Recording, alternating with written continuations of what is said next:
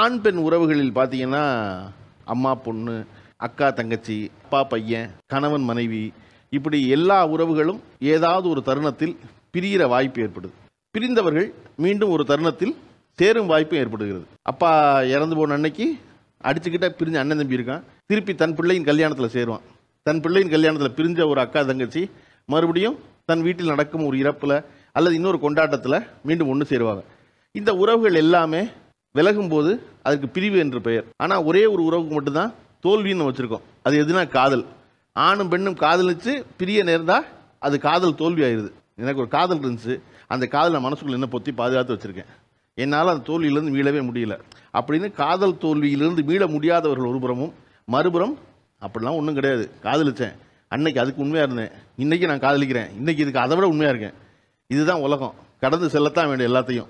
ஏன்னா காதல் தோல்வியிலிருந்து மீள முடியாதவர்கள் ஒரு புறமும், அதிலிருந்து மீண்டு வந்து அடுத்த காதலை கண்டடைந்தவர்கள் மறுபுறமும். அவர்கள்லாம் ஒரு இடத்துல நின்றவங்க. நீங்கள் வந்து இன்னும் அதுக்கப்புறமும் கடந்து போயிடலாம்னு நினைக்கிற ஒரு ஆள். அப்படி இதுவரை நீங்கள் சந்தித்த காதல் ஒன்றுக்கு மேற்பட்டது தான்.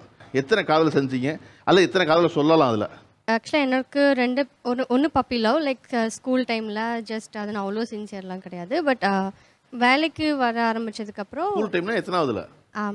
10th standard. 10th ஸ்டாண்டர்டில். ஓகே. அதுக்கப்புறம் வேலைக்கு வந்ததுக்கப்புறம் அடுத்த காதல்? ஆமாம். வேலைக்கு போக ஸ்டார்ட் பண்ணதுக்கப்புறம் தான் அந்த லவ் வந்துட்டு அவங்க என்னை ரொம்ப டாமினன்ட் ரொம்ப இன்சல்ட் பண்ணுறது, டாமினன்ட் பண்ணுறது. ஸோ அவங்க மேலே இருக்கிற கோவத்தை வந்து சரி பண்ணுறதுக்கு நான் பாக்ஸிங் கிளாஸஸ் போக ஸ்டார்ட் பண்ணேன். ஸோ MMA கிளாஸஸ் போக ஸ்டார்ட் பண்ணேன். எனக்கு இருக்க கோவத்தில் அந்த பஞ்சிங் பேக்கில் I just force to do that, அந்த மாதிரி பண்ண ஆரம்பித்தேன். ஸோ கம்ப்ளீட்டாக வந்துட்டு அந்த லவ்லேருந்து டோட்டலாகவே ஐ ஜஸ்ட் கேம் அவுட். அதுக்கப்புறம் இன்னொரு பார்ட்னர் சந்திக்கவே இல்லை. Now I have a partner. முன்னாடி பண்ண எந்த ஒரு தப்புமே இப்போ இருக்கிற லவ்ல எனக்கு எந்த இஷ்யூவுமே இல்லை. Everything is cos very good. Okay, இது அவருக்கு தெரியும். ஆக்சுவலாக என்னோட பார்ட்னர் வந்துட்டு என்னோட ஜிம் கோச். ஆனால் அந்த சில டைமில் அந்த பழைய லவ் பற்றி இப்போவுமே தாட்ஸ் வர்றது உண்டு. பட் அப்படி வருதுன்னா I again go to practice பண்ணுவேன். இல்லாட்டி ஒர்க் அவுட் பண்ணும்போது கொஞ்சம் வெயிட் சேர்த்து போட்டு ஜாஸ்தி என்னை நானே வருத்திப்பேன். ஏன்னா அந்த தாட்ஸ் எனக்கு வரவே கூடாது. அப்படி ஒருவேளை வந்துச்சுன்னா கண்டிப்பாக இந்த லவ் வந்துட்டு கண்டிப்பாக டிஸ்டர்ப் ஆக 99% சான்சஸ் ஜாஸ்தி. காதல் தோல்வியிலேருந்து வெளில வர முடியாதுங்கிறாங்க. அதெல்லாம் வெளில வரலாம். இப்போ நம்ம ஒரு உதாரணத்துக்கு சொல்கிறேன். நான் பஸ் ஸ்டாண்டில் நிற்கிறோம், நம்ம பிடிக்க வேண்டிய பஸ்ஸு போயிடுச்சு. அப்போ அதுக்காக அந்த போயிடுச்சுன்றதுக்காக சரி ரிவர்ஸ் வரும், நம்ம அது வரைக்கும் வெயிட் பண்ணலாம் அப்படிங்கிறதுலாம் இல்லை. அடுத்த பஸ் வரப்போகுது, திரும்ப நம்ம ஏறி போகிறோம். இல்லை, நான் கேட்க வரும்போது நீங்கள் பிடிக்க வரும் பஸ் போயிடுச்சா அல்லது பஸ்ஸில் நீங்கள் இறங்கிட்டீங்களா? அது போயிடுச்சு. இப்போ அடுத்த பஸ் ஓட்டுறதுக்கு நான் ரெடியாக வெயிட் பண்ணிட்டு இருந்தேன், அவ்வளோதான். ஓகே, உங்களுடைய முதல் காதல் எப்போ வந்துச்சு? அது 10th வந்தது. அதுக்கப்புறம் ஒரு 11th வந்தது. அதுக்கப்புறம் காலேஜில் ஒன்று. காலேஜில் ஃபர்ஸ்ட் இயர்லையா? ஃபர்ஸ்ட் இயரில். அப்புறம் வேலைக்கு போகிறப்ப வந்துச்சு. ஓகே, வேலைக்கு போனதுக்கப்புறம் எத்தனை காதல் வந்துச்சு? இப்போ எத்தனை ஓடுதுன்னு எனக்கே தெரியல சார். ஆனால் இப்போ ஒரு காதல் இருக்கீங்க? ஆமாம், அப்படிதான். என்னப்பா போய்கிட்டு இருக்கு. இது எவ்வளோ நாள் தாக்கு பிடிக்குன்னு தெரியல. ஆமாம், இந்த ஷோ பார்த்தோன்னா போட்டுக்குன்னு நினைக்கிறேன். தெரியல சார், எல்லாத்தையும் சொல்லிட்டேன் நான். இதுவரை நீங்கள் கண்டடைந்த காதல்களில் அது ரொம்ப சிறந்ததாக இருக்கா இல்லை இப்போ காதலிக்கு தான் சிறந்ததா? லவ்வில் வந்து எதுவும் சிறந்தது, இது சிறப்பு, இது சம அப்படின்லாம் சொல்ல முடியாது சார். அது வரப்போ நம்ம இருக்க வரைக்கும் என்ஜாய் பண்ணிக்க தான் முடியும். போகிறாங்க அப்படின்னா நம்ம ஒன்றும் சோகத்தில் தாடி வளர்த்துக்கிட்டு சும்மா அவங்களே நினச்சிக்கிட்டு நிற்க உட்காரவும் முடியாது.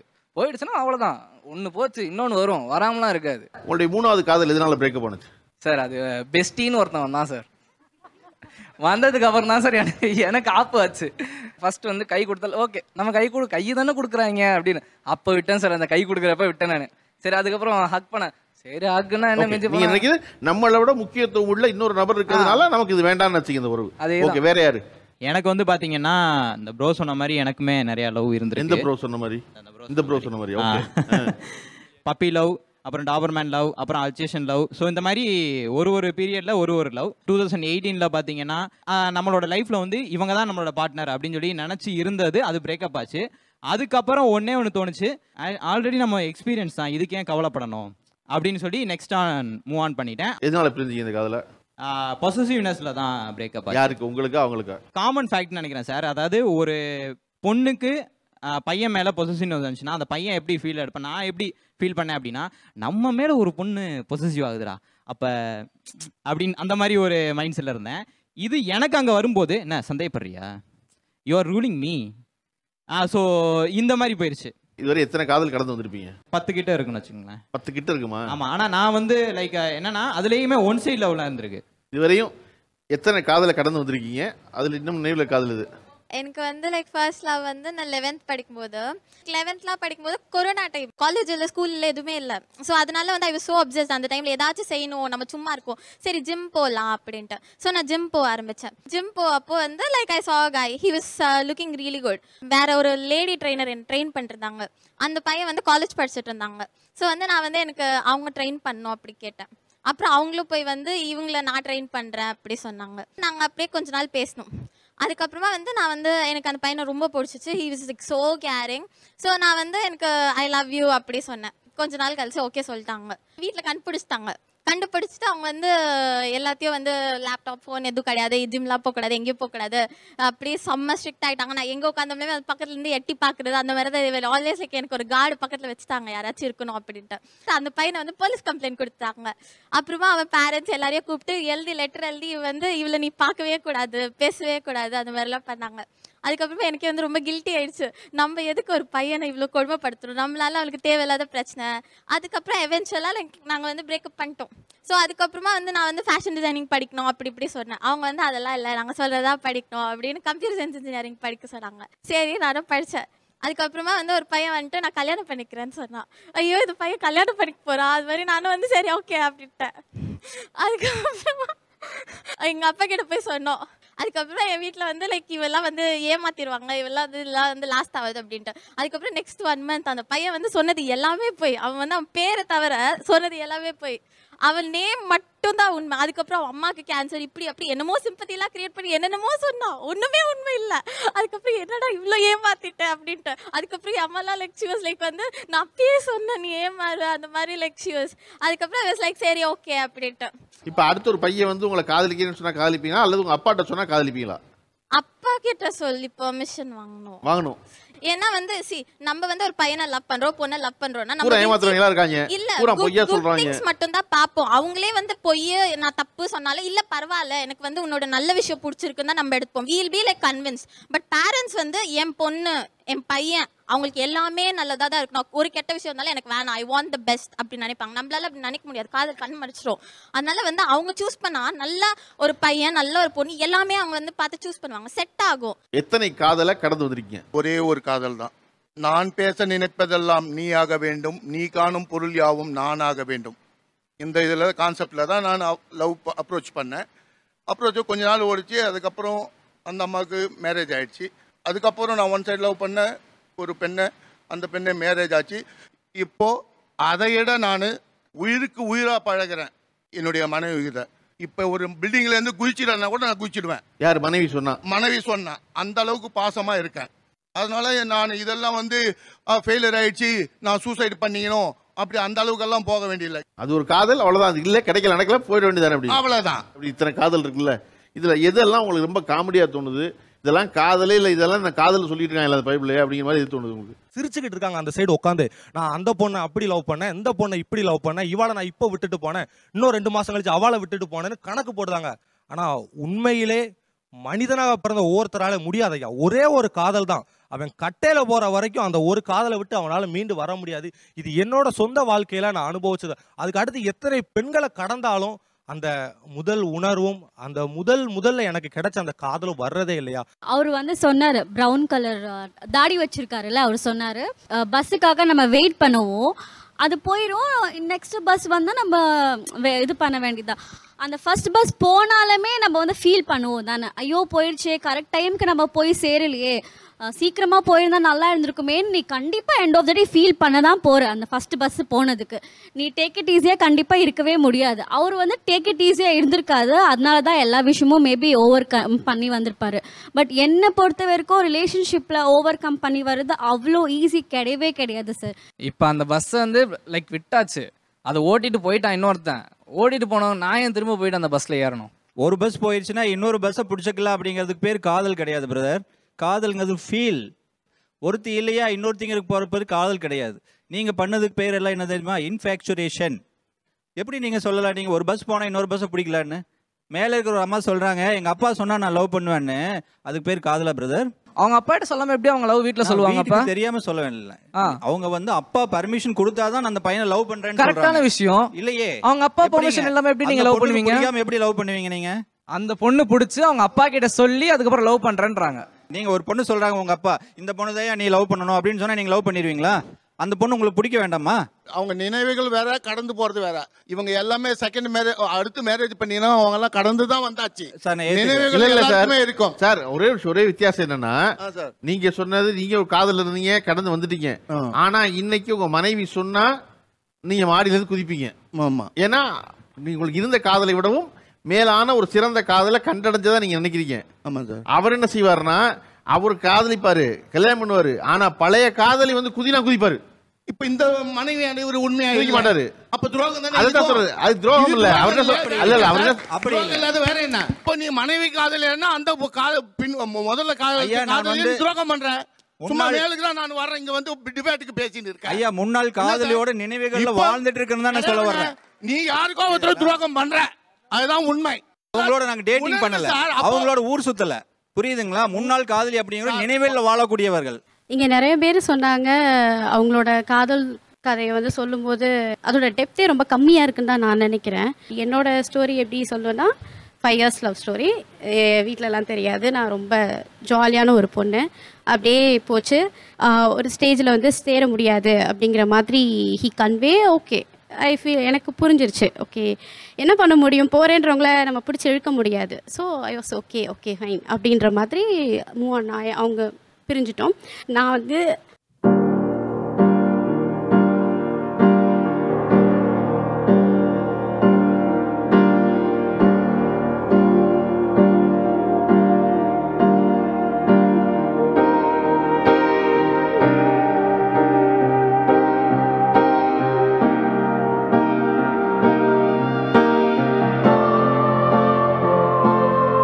எமோஷன் ஆகாதீங்க, பேசுங்க.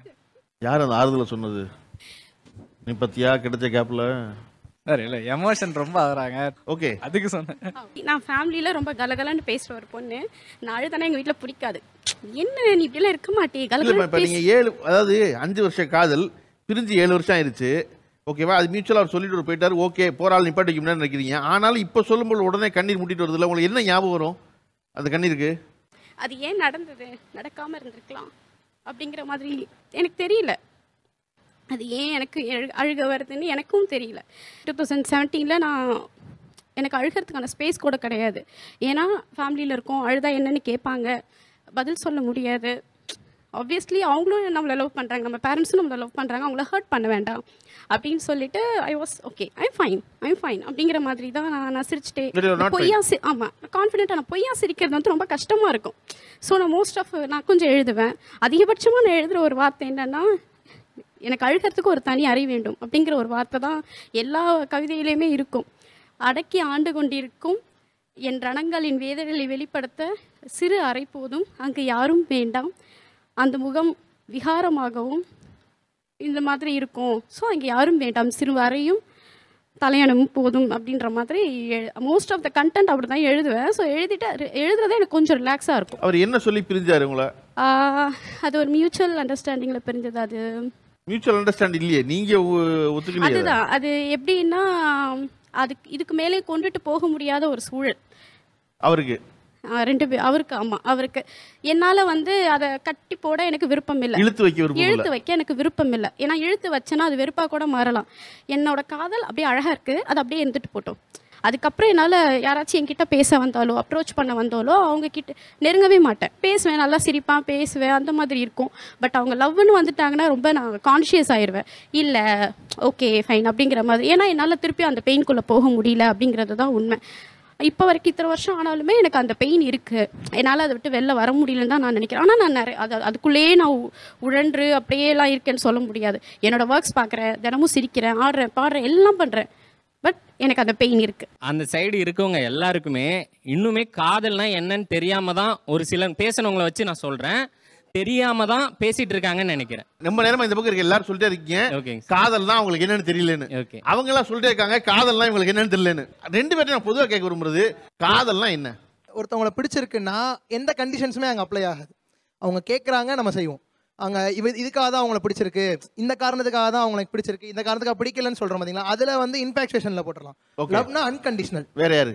இப்போ லவ்னா வந்து இதுதான் லவ் இப்படி தான் லவ்னு கிடையாது. அந்த லவ்வில் வந்து எமோஷன்ஸ் இருக்கும், ஃபீலிங்ஸ் இருக்கும். இப்போ அவங்க எல்லாருமே என்ன சொல்கிறாங்கன்னா, நான் வந்து என் ஒய்ஃபை வச்சுட்டு என் பழைய லவ்வரை நினைப்பேன் அப்படிங்கிறாங்க. அப்போ அந்த ஒய்ஃப் என்ன பண்ணுறது? அவங்க என்ன நினைப்பாங்கன்னா, இதெல்லாம் அவங்க பார்த்துட்டு அப்போ நான் யார், நான் எதுக்காக உனக்கு நான் வந்து நிற்கணும்?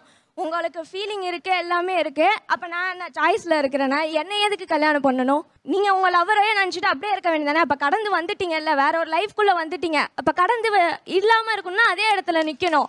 நான் என் லவ்வருக்காக இருக்கேன், நான் சாகிற வரைக்கும் இருப்பேன், எனக்கு அவள் தான் என் லவ், எல்லாமே இருக்கணும். நீங்கள் அதை தாண்டி வெளில வந்ததுக்கப்புறமும் நான் வந்து அந்த பாட்டு கேட்டால் நான் நினப்பேன், அதை பார்த்தா நினப்பேன், அதை பார்த்தா எனக்கு தோணும். ஆனால் இங்கே ஒய்ஃபும் வேணும், ஃபேமிலி வேணும், உங்கள் கரியர் வேணும், எல்லாமே வேணும். நீங்கள் ஒரு கேள்வி வச்சிங்க, அவருக்கு ஓகே, நீங்கள் சொல்கிறது எப்படி கடந்து போய் பக்கத்தில் கால உட்கார வச்சுட்டு அப்போ இவ்வளோ தான் செய்து கேட்டீங்க இல்லையா? ஒருத்தர் கடந்து போகாமே இருக்காங்க, இது ஓகேவா?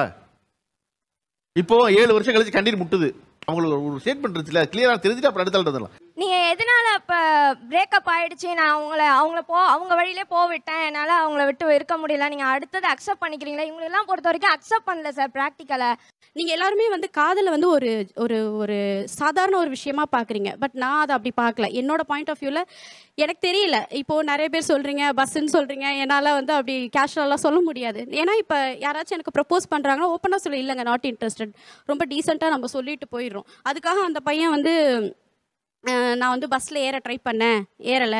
ஸோ இது கிடையாது. ஒரு பொண்ணை பார்த்து அந்த பொண்ணோட மனநிலை எப்படி இருக்குது, அந்த பொண்ணுக்கு நம்மளை பிடிச்சிருக்கா இல்லையா, அதுக்கப்புறம் அவங்களுக்கும் நமக்கும் வேவ் லென்த் எப்படி இருக்குது, இந்த மாதிரி ஒரு பெரிய ப்ராசஸ். லவ்ங்கிறதே ஒரு பெரிய ப்ராசஸ். நீங்கள் வந்து டக்குன்னு நடக்கணும்னு நினைக்கிறீங்க, அது டக்கு நடக்கிற விஷயம் கிடையாது.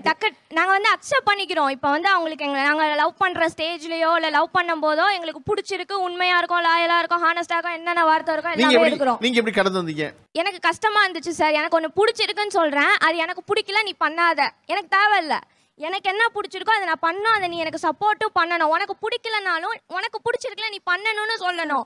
என்கரேஜ் பண்ணவானும் எனக்கு ஒரு சப்போர்ட்டுக்கு பார்ட்னர் வேணுமே தவிர என்னை எல்லாரும் ஊரில் சொல்கிற மாதிரி நீ அதை பண்ணாத இதை பண்ணாதன்னு சொல்கிறதுக்கு நீ எனக்கு இல்லை. எனக்கு நீ பார்ட்னர், என்னோட பாதி நீனு.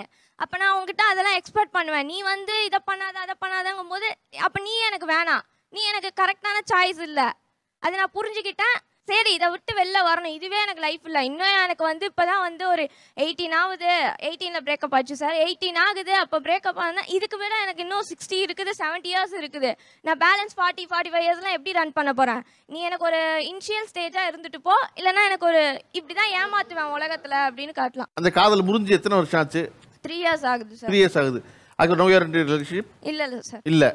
ஓகே, நீங்கள் என்ன சொல்கிறீங்கன்னா என்னோட பார்ட்னர் வந்து என்னை கண்ட்ரோல் பண்ணுறாங்க அப்படிங்கிற மாதிரிலாம் சொல்கிறீங்க. ஸோ கண்டிப்பாக நீங்கள் அது வந்து கொஞ்சம் டாக்ஸிக்காக இருக்கிற மாதிரி தான் இருக்குது. பட் என்னை பொறுத்த வரைக்கும், ஏன்னா நபரை பொறுத்து தான் காதல் நான் நினைக்கிறேன்.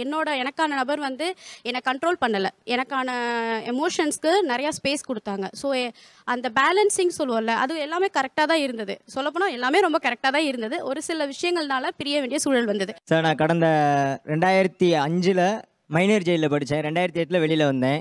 8 லவ் ஸ்டார்ட் ஆச்சு. திடீர்னு பிரேக்கப் ஆச்சு. அந்த பிள்ளை பிரேக்கப் ஆயிடுச்சு. அதில் சொன்னதில் உன்கிட்ட எதுவுமே இல்லைன்னு விளையிடுச்சு. நான் அதுலேருந்து விட்டுட்டேன். 2வது லவ் வந்துச்சு, செலவழித்தேன். ஆனால் அதை வந்து நான் லவ் பண்ணலை. சரி, டைம் பாஸ்க்கு நம்மளை யூஸ் பண்ணுறாங்க அப்படின்னு விட்டுட்டேன். அதுக்கப்புறம் 2016 ஒருத்தவங்க வந்தாங்க. 2 மாதம் தான் லவ் பண்ணாங்க. ஃபோன் அவங்களாத்தான் என்னோட நம்பருக்கு எடுத்து ஃபோன் போட்டாங்க. போட்டு நான் உங்களை உண்மையாக இருக்கேன், நான் உங்களை லவ் பண்ணுறேன் அப்படின்னாங்க. உங்கள்கிட்ட நான் என்னத்தை எதிர்பார்க்க அப்படின்னேன். நீ எல்லாரும் மாதிரி ஏமாத்திடுவா அப்படின்னேன். திடீர்னு நான் 3ஆம் மாதத்தில் என் வீட்டுக்கு வந்துட்டாங்க. கல்யாணம் பண்ணிக்கிட்டேன். இப்போ எனக்கு 27 வயசாகுது. 2 பெண் குழந்தை, நதியாஸ்ரீ, நித்யாஸ்ரீ. அந்த பிள்ளைக்கு நல்லா குறை இல்லாமல் தான் வச்சுட்டு வந்துக்கிருக்கேன். ஆனால் இப்போ என்னத்துக்கு அந்த பக்கம் அவங்க வந்திருக்காங்கன்னு எனக்கு தெரியாது. யாரு? ஜான்சி ராணி. யார் அந்த ஜான்சி ராணி? உங்கள்கிட்ட கேட்குறாரு அவர். நான் எதுவுமே குறை இல்லாமல் தான் அவங்கள வச்சுக்கிட்டே இருந்தேன். அப்பா அம்மா நினைப்பே இல்லாமல் வச்சுருந்தேன். அப்படியாம்மா? உண்மைதான் சார். அப்பா அம்மா நினைப்பே இல்லாமல் தான் வச்சுருந்தாங்க. பெஸ்ட் லவ்னு சொல்லுவாங்க சார். அந்த பெஸ்ட் லவ்வே பெஸ்ட் லவ்வாக நினச்சவன் நான். 9th படிச்சுட்டு இருந்தேன். 9th படிச்சுட்டு இருக்கும்போது சும்மா எதார்த்தம் பஸ் ஸ்டாண்டில் வந்து நின்னோம். ஆனால் 2 பேரும் பஸ் ஸ்டாண்டில் தான் மீட் பண்ணோம். அவங்க அம்மா எனக்கு தெரிஞ்சு போச்சு. அவங்க அம்மா தெரியும், அம்மா தான் பேசுனாங்க. பக்கத்து சொந்தக்காரன் சொல்லிட்டு இருந்தாங்க. என்ன சொன்னாங்க, என் மகனுக்கு கல்யாணம் முடிஞ்சு போச்சு அப்படின்னாங்க. சரி, அப்போ நான் நினச்சேன், 1 மாதம் என்னை பார்க்க வரலைங்கவும் சரி, அப்போ கல்யாணம் முடிஞ்சோல அதனால நம்மள பார்க்க வரல அப்படின்னு நினச்சேன் நான். அப்புறம் ஒரு வருஷம் கழிச்சு தெரிய வந்துச்சு, அவங்க இல்லை வெளிநாட்டுக்கு வேலைக்கு போயிட்டாங்க அப்படின்னு நினச்சேன் நான். ஆனால் அதுக்கப்புறம் நான் மேரேஜ் பண்ணிட்டேன். மேரேஜ் பண்ணதுக்கப்புறம் நான் மறுபடியும் அவங்களுக்கு அந்த பழைய ஞாபகங்கள்லாம் வரத்தான் செய்யுது. ஏன் உங்களால் அது கடந்து வர முடியலன்னு அவர் கேட்குறாரு. அவ்வளோ சின்சியராக லவ் பண்ணிட்டு என்னால் இப்போ மீண்டு வர முடியலை. ஏன் முடியலை அப்படின்னா அவங்ககிட்ட இப்போ இவங்ககிட்டயுமே நான் நல்லா தான் வச்சுருக்காங்க, எந்த குறையும் கிடையாது. அந்த ரோட்டில் கிராஸ் பண்ணி வரையில இந்த இடத்துல நம்ம மீட் பண்ணோம், இந்த இடத்துல நம்ம பேசணும், இந்த இடத்துல நம்ம சுற்றணும் அப்படின்னு அந்த பழைய ஞாபகங்கள் வரத்தான் செய்யுது. அதையுமே நான் கரெக்டாக சொல்ல முடியாது அவங்ககிட்ட. இப்போ என் ஹஸ்பண்ட் தான், ஹஸ்பண்டாகவே இருந்தாலுமே ஒரு சில ஃபீலிங் தான் அவங்கள்ட்ட சொல்ல முடியும். நான் 100% சொல்ல முடியாது. இவங்களை உண்மையாகவே நான் இப்போ வரைக்கும் லவ் பண்ணி தான் வச்சுருக்கேன். அவங்களுக்கு எந்த குறையாக இருந்தாலும் நான் என்கிட்ட நேராகவே பேசியிருக்கலாம். அந்த பக்கம் போகிறேன்னு சொன்னாங்க, போட்டோம். அவங்க சொல்கிறத நான் கேட்டுக்கலாம்ல, அடுத்து என் பக்கம் என்ன இருந்தாலும் திருத்திக்கலாம். நான் எந்த லவ்வுமே நான் மைண்டில் வச்சிருக்கல, தூக்கி எறிஞ்சிட்டேன். மூணாவது வந்தவ கரெக்டாக இருக்காளா, அவ்வளோதான் போதும். நான் குடும்பத்தை ஓடிக்கிட்டு தான் இருக்கேன். நான் அதுலேருந்து மீடேறி தான் வந்திருக்கேன். நான் அவங்கள மீடேறி வாங்கன்னு தான் சொல்கிறேன். அவங்ககிட்ட விட்ட லவ் நான் இவங்ககிட்ட பிடிக்கணும்னு நான் நினைக்கிறேன். நான் இப்போ இந்த காதல்னு சொல்லும்பொழுது பார்த்தீங்கன்னா கடக்க முடியாத உங்களாலும் சரி, கடந்து வந்த இவர்களும் சரி, முக்கியம் வந்து என்னென்னா பாட்டு. ஏதோ ஒரு பாட்டு நம்மளை அந்த வழியை மறக்க வச்சுருக்கோம், அல்லது ஏதோ ஒரு பாட்டு அந்த வழியை ஞாபகப்படுத்தும். நமக்கு பாட்டு பாடுறதுக்காக மிஸ்டர் அருண் வந்திருக்காரு. அருணோட கிட்டாரில் இருக்கிறது வந்து டேனியல். கரெக்ட். பாட்டு பாடி முடிச்சதுக்கப்புறம் தொடர்ந்து பாடலோடு பேசுவோம். நியூயார்க் நகரம் உறங்கும் நேரம் தனிமை அடர்ந்தது, பனியும் படர்ந்தது, கப்பல் இறங்கிய காற்றும் தரையில் நடந்தது. 4 கண்ணாடி சுவர்களுக்குள்ளே நானும் மெழுகுவர்த்தியும், தனிமை தனிமையோ தனிமை தனிமையோ கொடுமை கொடுமையோ. ஓகே, இப்போ அருண் பாடும்போது உங்களுக்கு ஒரு பாட்டு உங்களுக்கு ஞாபகம் வந்திருக்கும் இல்லையா? அப்படி உங்களுக்கு ஒரு பாட்டு, உங்கள் காதலை ஞாபகப்படுத்துகிற பாட்டுனா யார் பாடுவீங்க? நான் உனக்கெனவே முதல் பிறந்தேன் இளங்கொடியே, நீ எனக்கெனவே கரம் விரித்தாய் என் வரமே, மந்தார பூ போல மச்சம் காணு வேலை, என்னத்த நான் சொல்ல மிச்சம் ஒன்றும் இல்லை. முழுமதியினில் பனி, இரவினில் பனி, பொழுதினில் ஓடாதே முகம் காட்டு நீ, முழுவெண் பனி ஓடாதே நீ, ஏ எல்லையே இதழோரமாய் சிறு புன்னகை நீ காட்டடி ஏ முல்லையே. தேங்க்யூ. அந்த பக்கம் காதலை மறக்க முடியாத ஒரு பாட்டு பாடினா காதலை மறந்தாள்கிட்ட என்ன பாட்டுன்னு தெரிஞ்சுக்கணும்ல. கிடைச்சதை இழக்கிறதும் வேற ஒன்று கிடைக்கிறதும் அதுக்கு பழகிறதும் நியாயம்தானடி, கொடுத்ததை மறக்கிறதும் வேற ஒன்று கொடுக்கிறதும் நடந்ததை மறக்கிறதும் வழக்குதானடி, கண்ணான கண்ணே நீ கலங்காதடி, யார் போனா என்ன நான் இருப்பேனடி. இது நான் எழுதிய பாடல் சார். உன்னை பார்த்த நொடி அன்றோ எந்தன் உலகம் மறந்து விட்டேன், அழகே உன் பின்னால் எந்தன் ஆயுள் தொலைத்து விட்டேன், என் இதயத்தின் இடத்தை பிடித்து விட்டால் என்னை தொலைத்து தவிக்க விட்டால், இது கனவா இல்லை நினைவா கூரடி கூரடி, இது கனவா இல்லை நினைவா பதில் சொல்லடி என்று நீ. அதாவது ஆக்சுவலாக நீங்கள் வந்து காதலை கடந்து போகிறதுக்கு பாடுற பாட்டு கடைசியில் எதை பாட வேண்டியிருக்குன்னா சோகம் ததும்ப காதலை மறக்க முடியாத பாட்டை தான் பாட வேண்டியிருக்கு. மறுபடியும் காதல் கொண்டேன் கனவினை வளர்த்தேன், கண்மணி உனை நான் கருத்தினில் நிறைத்தேன், உனக்கே உயிராவேன் என்னாலும் என்னை நீ மறவாதே, நீ இல்லாமல் எது நிம்மதி, நீதான் எந்த உயிர் சந்நிதி.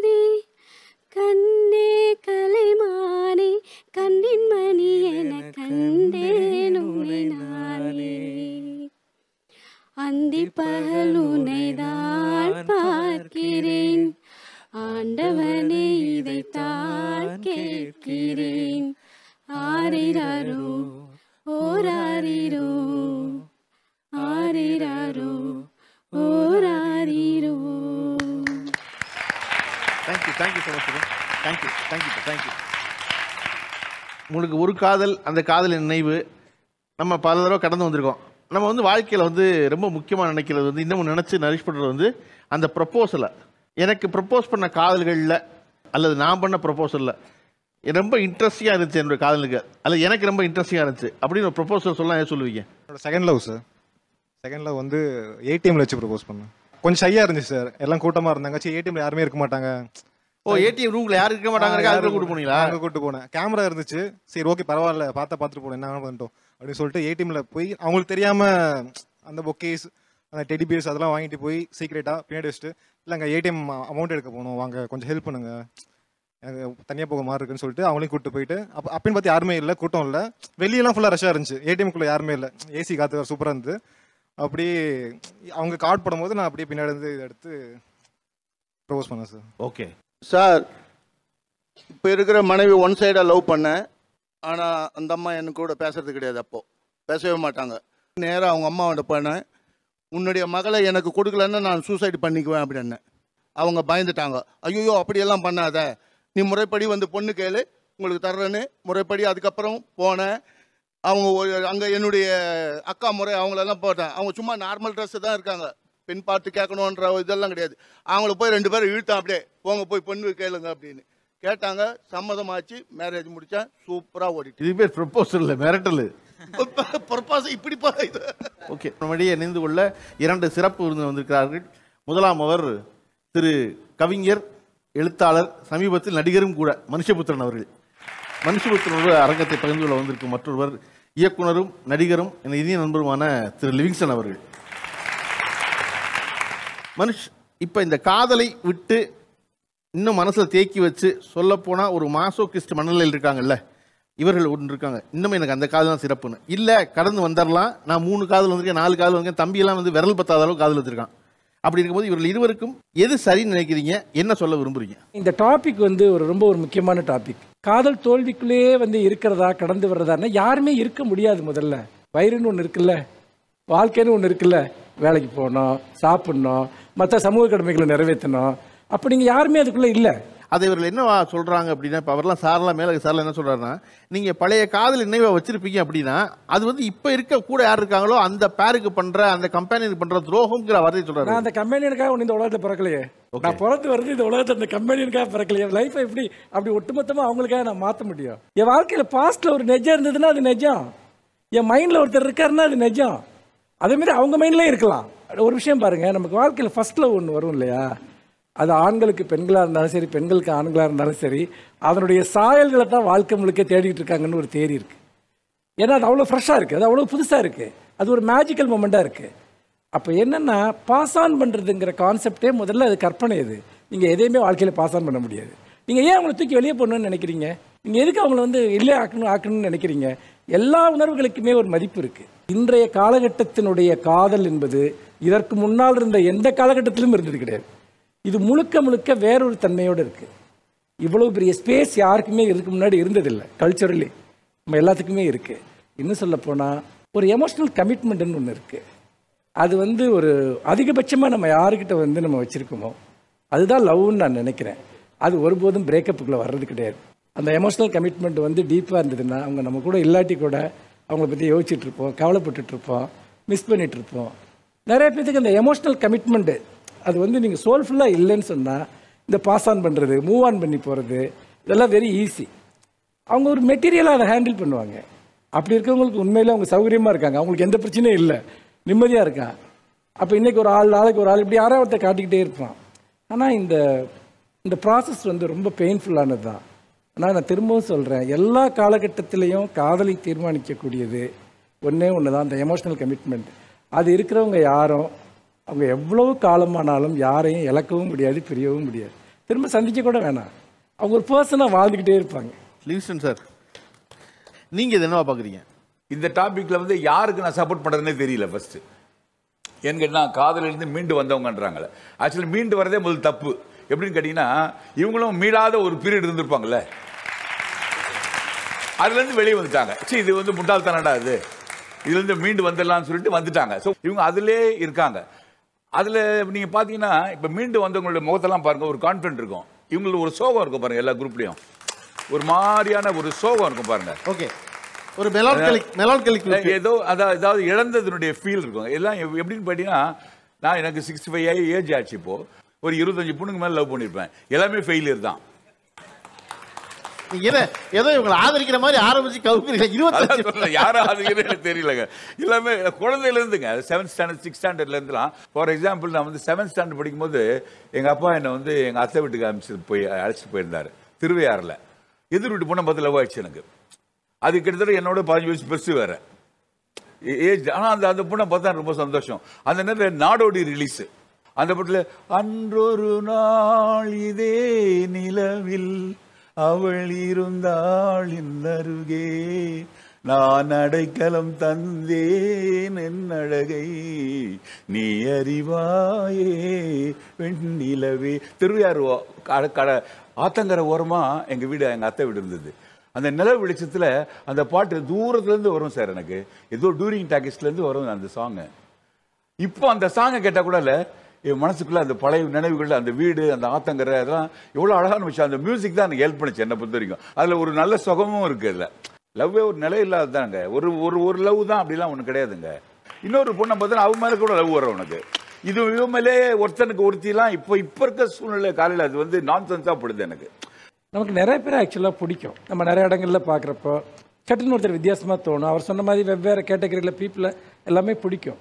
ஒரு 10 நிமிஷம் க்ரஷ்ஷாக இருக்கலாம், ஒரு மாதம் க்ரஷ்ஷாக இருக்கலாம், ஒரு வருஷம் க்ரஷ்ஷாக இருக்கலாம். அவங்க நம்ம பீட் பண்ண கூட தேவையில்லை. ஆனால் நம்ம அதை லவ்ன்ற ஒரு கேட்டகரிக்குள்ள கொண்டு வர முடியாது. நான் என்ன நினைக்கிறேன்னா, கம்ஃபர்ட் ஜோன். எனக்கு ஒருத்தர் கூட இருக்கப்போ ரொம்ப கம்ஃபர்ட்டாக இருக்குது. ஷேரிங், அவங்கள்ட்ட எதை வேணாலும் பேசுகிறேன். அப்புறம் வந்து ஒரு ஒரு எமோஷனல் டிபெண்டன்சி. அவங்க பார்க்கலன்னா பார்க்கணும் போன தோன்றது, ஏன் என்னை பார்க்கலன்னு கேட்குறது. இது எல்லாமே ஒவ்வொரு காலகட்டத்திலையும் யாரோ ஒரு பர்சன் கூட நமக்கு ரொம்ப ஒரு கம்ஃபர்ட் ஜோன் வரும். அவங்ககிட்ட நமக்கு ஒரு கேரிங் கிடைக்கும். இல்லை நம்ம அவங்கள கேர் பண்ணிப்போம். அப்புறம் அவங்க லைஃப்பில் இருக்க விஷயங்கள் மேலே நம்ம அக்கறை எடுத்துப்போம். இது எல்லாம் சேர்ந்து தான் நம்ம ஒரு லவ்ங்கிற ஒரு டெஃபினேஷனுக்குள்ளே கொண்டு வர முடியும். நம்ம பார்க்குறவங்க, கேட்குறவங்க, இமேஜினரியாக இருக்கவங்க, அது எதையுமே நம்ம காதல்ங்கிற ஒரு வரையறுக்குள்ளே கொண்டு வந்தோம்னா ஆயிரக்கணக்கான காதல்கள் கூட ஒருத்தருடைய வாழ்க்கையில் இருக்கும். நீங்கள் காதல் கடந்தாச்சு, இன்னொரு காதலோடு இருக்கேன்னு சொல்கிறீங்க. நீங்கள் காதலை கடக்க முடியல, எனக்கு ஞாபகத்தில் இருக்குன்னு சொல்கிறீங்க. அந்த ஞாபகத்தில் இருக்க ஒருத்தருக்கு இப்போ ஒன்று சொல்லணும்னா என்ன சொல்லுவீங்க? சார், நான் தேங்க்ஸ் சொல்லுவேன் சார். ஏன்னா அவங்க இன்னைக்கு என்னோட வாழ்க்கையில் இல்லாதனால தான் இன்னைக்கு நானாக இருக்கேன்னு நான் நினைக்கிறேன் சார். Okay, good. எப்படி இருக்கீங்க, நல்லா இருக்கீங்களான்னு தான் கேட்பேன். எனக்கு அதுதான் தோணுது. ஓகே, வேற ஒன்றும் சொல்ல வேண்டியது இல்லை. எப்படி இருக்கீங்க, ஸ்டில் யூ ஃபிட்னஸ் நல்லா மெயின்டைன் பண்ணுறீங்க, நான் ஹெல்த்தை விட்டுட்டேன், நான் குண்டாயிட்டேன், லைக் இந்த மாதிரி தான் எனக்கு தோணுது. எனக்கு ரொம்பலாம் பெருசாக தோணலை. ஓகே, இப்போ இவரெல்லாம் ஒன்று சொல்கிறாங்க, நீங்கள் வந்து இப்படி ஒரு ஆளை சந்திச்சேன்னா இதுதான் எனக்கு ரொம்ப முக்கியம், இப்படி இருந்தால் நான் எல்லாத்தையும் மாற்றி எல்லாத்தையும் விட்டு கொடுப்பேன், அவனுக்காக இருப்பேன்னா எதை சொல்லுவீங்க? ட்ரூவாக லாயலாக இருந்தால் போதும் சார், என்ன வேணால் செய்யலாம். நான் ஒரு 3 வருஷம் வெயிட் பண்ணுன்னு சொன்னால் அது நம்புற மாதிரி ஒரு ஆளாக இருந்தாலே எனக்கு போதும், வேற எதுவுமே எனக்கு தேவையில்லை. ஓகே, பேரண்ட்ஸ் நம்மளை லவ் பண்ணுற மாதிரி, லைக் என்ன ஆனாலுமே நீ என் பொண்ணு, நான் அவனை விட்டு போக மாட்டேன், உனக்காக நான் இருப்பேன், அந்த மாதிரி ஒரு பர்சன் இருந்தால் யாருமே விட்டு போக மாட்டாங்க. நிறைய பேர் பார்க்க போகிறோம் இல்லைங்களா, நிறைய பேர் பார்க்கும்போது இவங்களை பார்த்தா லவ் பண்ணிக்கலாம், இவங்களை பார்த்தா லவ் பண்ணிக்கலாம் அப்படின்னு தோணும் இல்லையா? அந்த ஃபீல் வரவே கூடாது, இந்த பொண்ணை மட்டும் தான் ஃபீல் வரணும், அப்படி வரணும். ஓகே, அப்படி வந்துருச்சுன்னா கண்டிப்பாக வராது, ஏன்னா அந்த பொண்ணுக்காக தான் நம்ம இருக்கோம். வந்துருச்சுன்னா என்ன பண்ணுறது? வராது சார், கண்டிப்பாக வராது. என்னப்பா இவ்வளவு நல்லவங்களா இருக்காங்களா? எனக்கு வந்து கடந்து போனது முடிஞ்சு போயிட்டாங்க, அவங்கள மட்டும் சந்திச்சா என்ன சொல்லுவீங்க அப்படின்னு கேட்ட பொழுது அதில் ரொம்ப ரியலாக எனக்கு தோணுது என்ன அப்படின்னா, அந்த பொண்ணு சொன்னது தான். எப்படி இருக்கீங்க, நல்லா இருக்கீங்களா, பொண்டாட்டி நல்லா இருக்காங்களா, நல்லா வேலை இருக்கீங்களா, அவ்வளோதான் பேச முடியுமே ஒழிய அதற்கு மேலே வந்து ஒன்று வந்து மீண்டும் வர சொல்லியோ அல்லது கெஞ்சியோ அல்லது உன் நினைவில் நான் இருப்பேன் என் நினைவில் இருப்பேன் கவிதை சொல்கிறதெல்லாம் வந்து பாசிபிளானு தெரியல. அப்போ ஒரு சாதாரண உரையாடல் தான் இருக்க முடியும். ஜெயகாந்தன் வந்து அவருடைய நடிகை நாடகம் பார்க்கிறாள்னு ஒரு நாவலுக்கு வந்து முன்னுரை எழுதியிருப்பார். அதில் அவர் சொல்லுவார், காதல் மிகவும் அற்பமானது, ஏனெனில் அது தோன்றுவதற்கும் மறைவதற்கும் அற்பமான காரணங்களே போதுமானதும்பர். அவ்வளோதான் அது. அதே முன்னுரையில் இறுதியில் ஒன்று சொல்லுவார், கடைசியில் ஒரு ஆணின் தயவை வேண்டி நிற்கிற ஒரு பெண் வேணும்னு ஆண் நினைக்கிறான். பெண் எந்த ஆணை விரும்புகிறா? நாயை போல குலைந்து பேசும் ஒரு ஆண் இருந்தால் நல்லதுன்னு பெண் நினைக்கிறான். யாருமே இங்கே நிறைவை தேடுறது இல்லை. குறைகளோட ஒருத்தர் தான் தேடுறோம் எல்லாரும். ஆனால் சொல்லும்போது என்ன சொல்கிறோம்னா, நான் ரொம்ப நிறைவை தேடுறேன்னு சொல்கிறோம். அவர் சொல்லுவார் ஜெயகாந்தன், வாழ்க்கை நிறைவானது தான், ஆனால் மனிதர்களுக்கு குறைபட்டவர்களே வேணும், நிறைவானவர்கள் வேண்டாம் அப்படிம்பாரு. நீங்கள் திருச்சிற்றம்பலத்தில் வந்து தனுஷுக்கு 3 காதல் இருக்கு, 3 காதலையும் கேட்குற நித்யா மேனன் இருக்காங்க பக்கத்துலேயே. கடைசியில் இவதான் ரொம்ப சிறந்த உணர முடியுது. அதை ஒரு நிமிஷம் ரிவர்ஸில் யோசிச்சு பார்த்தீங்கன்னா, நித்யா மேனனுக்கு 3 காதல் இருக்கத்தான் கூடும், இருக்கலாம்ல. இருந்து தனுஷ் கடைசியில் வந்து பக்கத்தில் இருந்தவரை பார்த்து கண்டுபிடிச்சு இவர் தான் ரொம்ப சரின்னு சொல்கிறதுக்கு ஒரு வழி இருக்குது. இன்னைக்கு அதற்கான இடம் இருக்குது. அதைத்தான் அவர் சொன்னார், இன்றைய காலகட்டம் ரொம்ப மாறுதலானது அப்படின்னு. இன்றைக்கும் ஏன் இந்த காதலை பேசுகிறோம் அப்படின்னா, காதல் பழைய காதலா, காதல் தோல்வியா, பழைய தலைப்பா? இல்லை. இன்னைக்கு என்ன இருக்குன்னா, ஒரு பெண்ணுக்கு ஒரு பெரிய ஸ்பேஸ் கிடச்சிருக்கு. என்னடா அந்த ஸ்பேஸு அப்படின்னு கேட்டால், அணுகுவதற்கு பெண் அணுகுவதற்கு எளிதாக ஆகிவிட்டது. கையில் வந்து ஒரு மொபைல் வந்துருச்சு. நீங்கள் பழைய கதை மாதிரி நாங்கள் பார்ப்போம், ஃபோன் எடுத்து வச்சுக்கிட்டாங்க, வீட்டில் லேண்ட்லைன் தான் இருக்குது, கிடையாது. பசலை படர்ந்ததுங்கிற கதையெல்லாம் இன்னைக்கு கிடையவே கிடையாது. பார்க்காம இருந்தால் தானே பசலை படரும், அணுக முடியாமல் இருந்தால் தானே பசலை படரும். இன்னைக்கு ஒரு பெண்ணுக்கு பசலை படராது, அணுகிடுவா, பார்த்துருவாங்க. அப்போ இன்னைக்கு அதுக்கான ஸ்பேஸ் இருக்கும் பொழுது எல்லாவற்றை பற்றிய சிந்தனை மாறுது. இதை ஏன் வச்சுக்கணும், இதே வச்சுக்கூடாது. திருச்சிற்றம்பலம் படம் போல இன்னொரு படம் இருக்குது, உங்களுக்கு வாய்ப்பு கிடைச்சா பாருங்க, வீடுன்னு ஒரு படம். அந்த படத்தில் கதாநாயகி ஒரு பெண் வேலை செய்து வீடு கட்டுவது தான் கதை. பானுச்சந்தருக்கும் அர்ச்சனாவுக்கும் காதல் காட்சியே கிடையாது அந்த படத்தில். ஆனால் அர்ச்சனா சிரிக்கும் போது பானுச்சந்தர் கூட இருப்பார், அர்ச்சனா அழுகும் போது பாலச்சந்தர் கூட இருப்பார், அர்ச்சனா எரிச்சல் வரும்போது பக்கத்தில் இருப்பார், அர்ச்சனா கோவப்படும் போது பக்கத்தில் இருப்பார். எல்லா நேரமும் அந்த ஆண் அவளுக்கு மிக அருகில் அவளுடைய உணர்வுக்கு மதிப்பளித்து கொண்டு பேசாமல் இருப்பான். அதைத்தான் மனு சொன்னார், எது கம்ஃபர்டபுளாக இருக்குன்னு பாருங்க. வீடு படத்தில் அர்ச்சனாவுக்கு ஒரு பானுச்சந்தர் கிடைத்தது போல உங்களால் அந்த பானுச்சந்திர விலகிட்டு அந்த படத்தை பார்க்கவே முடியாது, கதாநாயகன் விலகிட்டு. அதுதான் காதல். மனசுக்குள்ள ஏகப்பட்ட அறைகள் இருக்கு, ஒரு அறைக்குள்ள ஒன்று வச்சு பூட்டிட்டு அடுத்த அறையை திறக்க வேண்டியதுதான். இது மனசு ஒன்று தான். அந்த ஒரு மனசுக்குள்ள ஒரே ஒரு ஆளை தான் குடிவைப்பேன்னு சொன்னால் நீங்கள் ஏமாத்திக்கிறீங்க. அதனால அந்த பையன் சொன்னா அவங்க 2 பேரும் சிரிக்கிறாங்க. மனுஷ் கடந்து வந்த பாதை இல்லை, லிரிக்ஸை கடந்து வந்தது. ஆனால் 2 பேரும் உயரத்தால் ஒரே மாதிரி அனுபவங்கள் இருக்கனால தான் ஒருத்தர் ரொம்ப சின்சியரா ஒரு தடவை தான் சார் பூக்கு அந்த பூ அப்படின்னு சொன்னால் டக்குன்னு சிரிச்சிடறாங்க 2 பேரும். யாரோட ஏமாத்துறீங்க அப்படின்னு. இங்கே நிறைய இருக்கு, அடுத்தடுத்த அறைகள் இருக்கு. ஒரு அறையை பூட்டுங்க, இன்னொரு அறையை திறங்க. அந்த அறை ரொம்ப கம்ஃபர்டபுளாக இருக்கா, ஜன்னலை திறந்துருங்க. இன்னும் கம்ஃபர்டபுளாக இருக்கா, வாசகத்தை திறந்துருங்க. நிறைய காற்று வெளிச்சம் வரட்டும், மனித மனம் மேலும் மேலும் விசாலப்படட்டும்.